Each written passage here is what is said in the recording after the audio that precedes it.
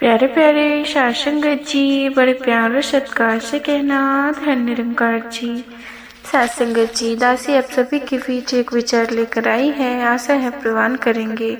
सासंगत जी, प्यार से कहना धन्य निरंकार जी।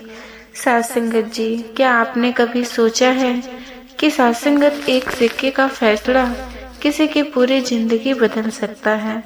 आज मैं आपको एक ऐसे लड़के की कहानी सुनाने जा रही हूँ जिसने ताश के एक पत्ते से शुरू होकर मेहनत के पसीने तक का सफर तय किया और जिसकी एक गलत आदत ने उसे उसकी माँ के इलाज के पैसों तक से सासंगत जी महरूम कर दिया। सासंगत जी, अगर आप भी सोचते हैं कि बुरी आदतों का कोई इलाज नहीं, तो ये कहानी आपकी सोच बदल देगी।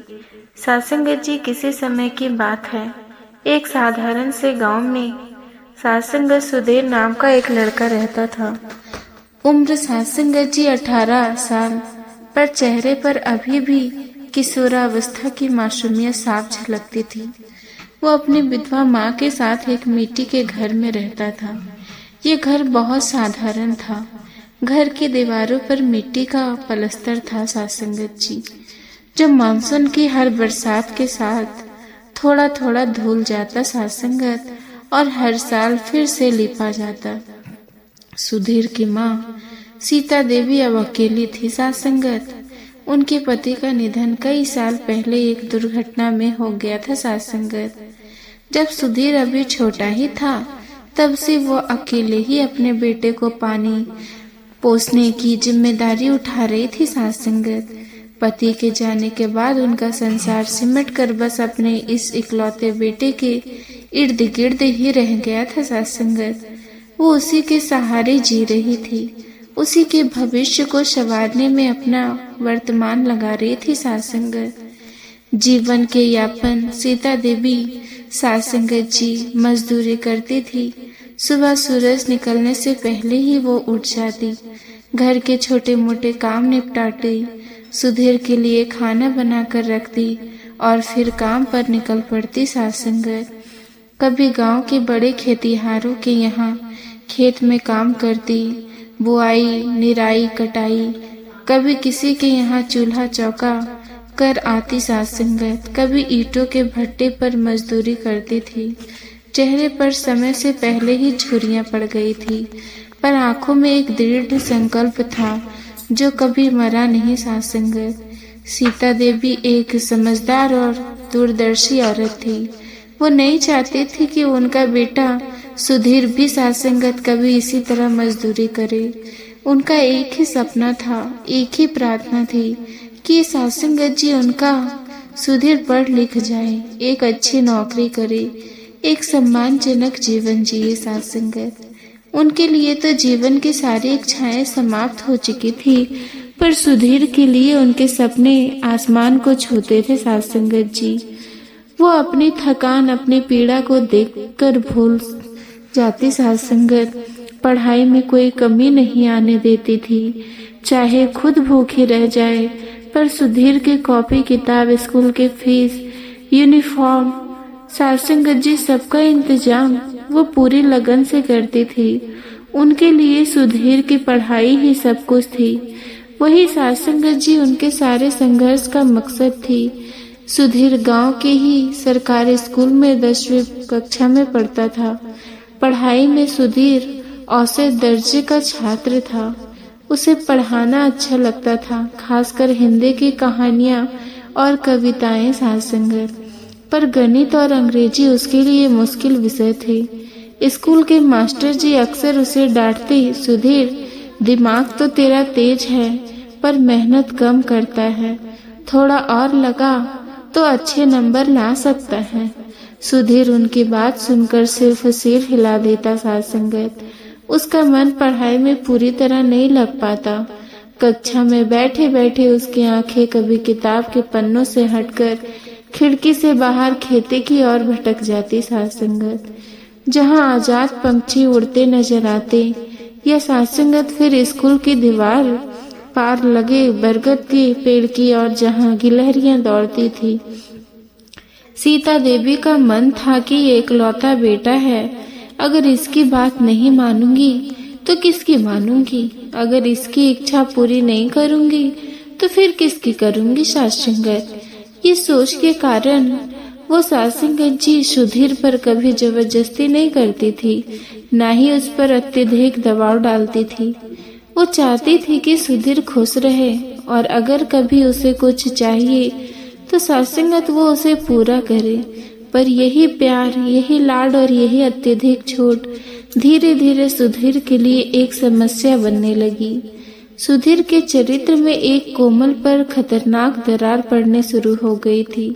आलस्य से स्कूल जाने का उत्साह धीरे धीरे कम होने लगा। जहाँ पहले सुबह जल्दी उठकर तैयार हो जाता था, नहा धोकर स्कूल का यूनिफॉर्म पहन लेता था सासंगत, अब उसे बिस्तर छोड़ने में आलस्य आने लगा। सुबह की नींद मीठी लगने लगी। समस्याएं की शुरुआत बहुत साधारण ढंग से हुई सासंगत। एक दिन सुबह स्कूल जाने का समय हुआ, पर सुधीर का सिर भारी भारी लग रहा था। वास्तव में वो रात को देर से सोया था और अब नींद पूरी ना होने के कारण सुस्त महसूस कर रहा था। उसने माँ से कहा, माँ आज सिर दर्द कर रहा है, स्कूल नहीं जाऊंगा। सीता देवी ने चिंतित होकर उसका माथा टटोला। बुखार तो नहीं है बेटा, ठीक है, आज आराम कर ले, कल चले जाना, कोई बात नहीं। ये कहकर उन्होंने सुधीर को कुछ पैसे थमा दिए। ये ले, दवा ले आना, मैं काम पर चलती हूँ। माँ के जाते ही सुधीर का सिर दर्द गायब हो गया सासंगत। वो चारपाई से उछलकर उठा और एक अजीब सी खुशी से भर गया सासंगत। उसे लगा मानो उसने कोई बहुत बड़ा काम कर दिया हो सासंगत। स्कूल से छुट्टी पा ली। उसने जल्दी से कपड़े बदले और घर से बाहर निकल गया। वो सीधा गांव के उस ढाबे पर पहुंचा जहां उसके कुछ ऐसे दोस्त बैठे थे जो या तो स्कूल जाते नहीं थे या फिर उसी तरह बहाने बनाकर छुट्टी ले लेते थे सासंगत। ये लड़के सासंगत सुधीर से 2-3 साल बड़े थे और उनकी दिनचर्या बिल्कुल अलग थी। अरे सुधीर, आज स्कूल नहीं गया? एक दोस्त ने पूछा। नहीं यार, सिर दर्द था। सुधीर ने कहा, चल तो फिर घूम चलते हैं। दूसरे ने सुझाव दिया। उन लड़कों के साथ बिताया गया वो दिन सुधीर के लिए एक नई अनुभव की तरह थे सासंगत। वे सब नदी किनारे चले गए। नदी का पानी ठंडा और साफ था। उन्होंने कपड़े उतारे और पानी में कूद गए। घंटों तक वे पानी में खेलते और तैराकी की प्रतियोगिता, पानी में लुका छिपी और पत्थर फेंककर छलांग लगाने का खेल सासंगत। सुधीर को इतना मजा आया कि वो स्कूल की उबाऊ कक्षाओं को भूल गया। शाम को जब वो घर लौटा तो उसकी माँ ने पूछा, कैसा है बेटा, सिर दर्द ठीक हुआ? हाँ माँ, दवा ले आया, सब अब ठीक है। सासंगत जी, सुधीर ने झूठ बोला। उस रात वो खुशी खुशी सो गया सासंगत। उसके मन में एक नई खोज हो गई थी, स्कूल न जाने का आनंद सासंगत। इस तरह बहाने बनाने की आदत पड़ने लगी। कभी सिर दर्द, कभी पेट दर्द, तो सासंगत जी कभी बुखार का बहाना, और हर बार सीता देवी का रवैया एक जैसा रहता सासंगत जी। सासंगत जी वो कभी जबरदस्ती नहीं करती, नहीं शक्ति दिखाती, बस इतना कहती, ठीक है बेटा आराम कर ले, और फिर उसे कुछ पैसे दे देती, ये ले दवा ले आना। माँ के जाते ही सुधीर का सारा रोग गायब हो जाता। वो जिन पैसों को दवा के लिए लेता उनमें से अधिकांश वो अपने दोस्तों के साथ मिठाई, चाट, पापड़ी या कभी कभार सिगरेट खरीदने में उड़ा देता सासंगत। शुरुआत में ये सब मासूमियत से होता, सिर्फ घूमना फिरना, हंसी मजाक, दोस्तों के साथ समय बिताना, पर धीरे धीरे इन दिनों का असर सुधीर के मन में पड़ने लगा। स्कूल की पढ़ाई, होमवर्क, परीक्षाओं की चिंता, ये सब उसके लिए गौण होना चला गया सासंगत। उसका मन हमेशा अगली छुट्टी वाले दिन की योजना बनाने में लगा रहता। उसके दोस्तों का चक्र बढ़ने लगा। सुधीर के लिए एक नई दुनिया थी, जहाँ ना कोई नियम थे ना कोई बंदिशों सासंगत। यहाँ तक कि जब वह पेड़ के नीचे झप्पी ले रहा होता तब उसकी माँ चिल्लाती धूप में खेतों में काम कर रही होती। जब वो दोस्तों के साथ नदी किनारे हंस रहा होता तब उसकी माँ अपनी पीठ दर्द से तैरती हुई घर लौट रही होती सासंगत। पर सुधीर इस सब से अनजान था, या यूं ही कहे कि अनजान बनना चाहता था। जिन रास्ते पर सुधीर चल रहा था वो सासंगत जी उसे तेजी से एक नई दुनिया में ले जा रहा था। उसके दोस्त मनीष, सोनू, विजय और सासंगत जी वे सभी स्कूल की पढ़ाई से कोसों दूर थे। इनमें से कुछ तो कभी स्कूल गए ही नहीं थे और जो गए सासंगत वो भी बीच में ही छोड़ चुके थे। इनकी दिनचर्या बिल्कुल अलग थी। सुबह देर से उठना, फिर गांव के चौपाल या ढाबे पर जमघट लगाना, दिन भर इधर उधर घूमते रहना और शाम को फिर वहीं बैठकर गप्पे मारना। सासंगत जी कभी कभार जब घर वाले जोर देते तो सासंगत जी ये खेतों में मजदूरी कर लेते या फिर गांव के किसी ठेकेदार के साथ छोटा मोटा काम करके कुछ पैसे कमा लेते सासंगत। पर ज्यादातर समय ये बस आवारगर्दी में ही गुजारते थे सासंगत। इनकी बातचीत के विषय भी अलग होते। किसके पास नया मोबाइल आया, कहाँ नई फिल्म लग रही है और सबसे ज्यादा ताश के खेल और सट्टे की बातें सासंगत जी। सासंगत सुधीर पहले तो इनकी कुछ आदतों से परेशान होता था। जब वे आपस में बीड़ी सिगरेट सुलगाते तो उसे खांसी आ जाती और वो थोड़ा दूर हट जाता। पर धीरे धीरे उसकी आदत पड़ गई सासंगत। अब वो उनके बीच बैठकर उनकी बातें सुनता, उनके साथ हंसता और उनकी दुनिया का हिस्सा बनता चला गया सासंगत। एक दिन की बात है जब सुधीर का जीवन बदलने वाला था, एक नया मोड़ आया। वो दिन भी एक बहाने से शुरू हुआ। सुधीर ने माँ से फिर सिरदर्द का बहाना बनाया और स्कूल न जाने की इजाजत ले ली। माँ के काम पर जाते ही वो उसी बाग में पहुंच गया जहाँ उसके दोस्त अक्सर मिलते थे। वहाँ उसने देखा कि सोनू, मनीष, विजय और सासंगत जी एक पेड़ के छनी छांव में गमछा बिछाए बैठे और उनके बीच ताश के पत्ते बिखरे पड़े हैं सासंगत जी सुधीर पास जाकर बैठ गया। क्या चल रहा है? उसने पूछा। कुछ नहीं यार, बस टाइम पास, सोनू ने कहते हुए पत्ते फेंके। पर सासंगत जी आज का खेल कुछ अलग लग रहा था। हर खिलाड़ी के सामने कुछ सिक्के और नोट रखे हुए थे। सासंगत सुधीर ने ध्यान से देखा। मनीष ने एक पत्ता रखा और विजय के सामने से 2 रुपए का सिक्का अपनी ओर खींच लिया। फिर सोनू ने दावा लगाया और कालू के सामने से 5 रुपए का नोट उठा लिया। सुधीर की समझ में कुछ नहीं आ रहा था। वो बस देखता रहा। खेल तेज होता गया, पैसे इधर से उधर होते रहे। कभी मनीष के पास ढेर सारे पैसे जमा हो जाते तो कभी सोनू के पास। सुधीर देख रहा था कि मनीष का चेहरा खिला हुआ है। वो एक के बाद एक पत्ते जीत रहा था। लगभग 2 घंटे बाद जब खेल समाप्त हुआ तो मनीष के सामने पैसों का एक अच्छा खासा ढेर लगा हुआ था। बाकी तीनों के पास बस कुछ सिक्के बचे थे। वाह मनीष भाई, आज तो तू जैसे किस्मत लेकर आया है, विजय ने कहा। मनीष मुस्कुराया, पैसे को गिनता हुआ बोला, ये सब दिमाग का खेल है दोस्तों, समझदारी से खेलो तो पैसे कमाना कोई मुश्किल नहीं। सुधीर की नजरें उन पैसों से हट नहीं रही थी। उसके मन में एक अजीब सी हलचल होने लगी थी। ये पैसा जो मनीष ने बस बैठे बैठे ताश खेलकर कमाया था, उसकी माँ को पूरा दिन चिल्लाती धूप में काम करके भी शायद इतने पैसे ना मिलते। एक अंधेरी खतरनाक इच्छा ने उसके मन में जन्म लिया। सासंगत, काश मैं भी ऐसे पैसे कमा सकता। अगले कुछ दिन तक सुधीर का ध्यान स्कूल की बजाय उसी खेल और उन पैसों पर टिका रहा। वो हर इतवार को मनीष से मिलता और उससे ताश के सात्संगत जी बारे में पूछता। आखिर एक दिन मनीष ने कहा, सुन सुधीर, अगर तुझे सीखना ही है तो मैं तुझे सिखा देता हूँ। सुधीर के चेहरे पर खुशी फैल गई। सच में भाई? हाँ, पर एक बात, मनीष ने गंभीर होकर कहा, ये खेल सिर्फ मनोरंजन के लिए नहीं, इसमें दिमाग लगाना पड़ता है और पैसे लगाने पड़ते हैं। तैयार है? सुधीर ने हाँ भरी सात्संगत।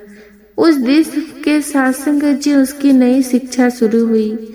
मनीष ने उसे पत्ते के नाम, उनके मूल्य और कुछ आसान खेल सिखाए। सात्संगत जी शुरुआत में सुधीर को कुछ समझ नहीं आता था। वो पत्तों को गलत कर्म में रख देता, दाव लगाना भूल जाता, पर सात्संगत जी मनीष धैर्य से सिखाता रहा। धीरे धीरे सुधीर को खेल समझ आने लगा, पर सीखने से ज्यादा जरूरी था अभ्यास करना, और अभ्यास के लिए पैसे की जरूरत थी। सुधीर के पास पैसे कहाँ थे सात्संगत? उसने फिर वही रास्ता अपनाया जो उसे आता था, माँ से झूठ बोलना। माँ स्कूल में प्रैक्टिकल के लिए कुछ सामान न लेना सात्संग। उसने एक दिन कहा, माँ कॉपियाँ खत्म हो गई है, नहीं लेनी है। दूसरे दिन कहा, माँ टीचर ने टूर के लिए पैसे जमा करने को कहा। तीसरे दिन कहा, हर बार सीता बिना सवाल किए पैसे दे देती। उन्हें लगता उनका बेटा पढ़ाई में मन लगा रहा है, उसे जो चाहिए उसे देना चाहिए। सात्संगत जी, वो जानती नहीं थी कि ये पैसे स्कूल की कॉपियों पर नहीं बल्कि ताश के पत्ते पर दाव लगाने वाले हैं। पहली बार जब सुधीर ने असली पैसे लगाकर खेलना शुरू किया तो उसके हाथ कांप रहे थे, उसका दिल जोर जोर से धड़क रहा था। वह पसीने पसीने हो गया। पहले 2-3 दाव तो वो हार गया। उसने सामने वाले से पैसे खिसक कर मनीष और सोनू के पास चले गए। सुधीर का गला सूख गया। उसने सोचा, ये पैसे तो मैंने माँ से झूठ बोल कर लिए हैं, अगर हार गया तो क्या जवाब दूंगा। पर फिर कुछ ऐसा हुआ कि उसकी किस्मत पलट गई। तीसरे दांव में उसने एक अच्छा पत्ता पकड़ा और मनीष को हरा दिया। सात्संगत जी, उसके सामने 4 रुपए आ गए। सुधीर की आंखें चमक उठी। इससे ज्यादा खुशी उसे पहले कभी नहीं हुई थी। ये खुशी स्कूल में सात्संगत अच्छे नंबर लाने की खुशी से बिल्कुल अलग थी। ये तत्काल ठोस और रोमांच से भरी हुई थी। उस दिन से सुधीर को ताश और जुए का चस्का लग गया। सात्संगत अब वो हर इतवार को बेसब्री से इंतजार करता। उसका मन हमेशा पत्तों और पैसों के खेल में ही लगा रहता। सात्संगत स्कूल की बातें सात्संगत जी उसे फीकी लगने लगी। उसके नंबर गिरने लगे, पर उसकी परवाह किसे थी सात्संगत? उसके पास अब एक नई दुनिया थी जहां पैसा आसानी से मिल सकता था, बस थोड़े से दाव और थोड़ी सी किस्मत के सहारे। पर मनीष के लिए ताश और जुए से भी आगे एक और दुनिया थी जिसका परिचय उसने सुधीर को देना शुरू किया। एक इतवार जब ताश का खेल खत्म हुआ और सुधीर ने कुछ पैसे जीते तो मनीष ने कहा, चल सुधीर, आज कुछ नया करते हैं। तूने कभी कस्बे का मजा नहीं लिया होगा। सात्संगत जी, सुधीर उत्सुक हो गया। क्या है वहाँ जिंदगी है यार। यहाँ गांव में क्या रखा है, चल मैं दिखाऊंगा। अगले दिन सुबह सुधीर ने माँ से कहा कि उसे कस्बे में किताबें खरीदनी है। माँ ने पैसे दिए और आशीर्वाद दिए। सात्संगत जी, सुधीर और मनीष गांव में से 3 किलोमीटर दूर कस्बे की ओर चल पड़े।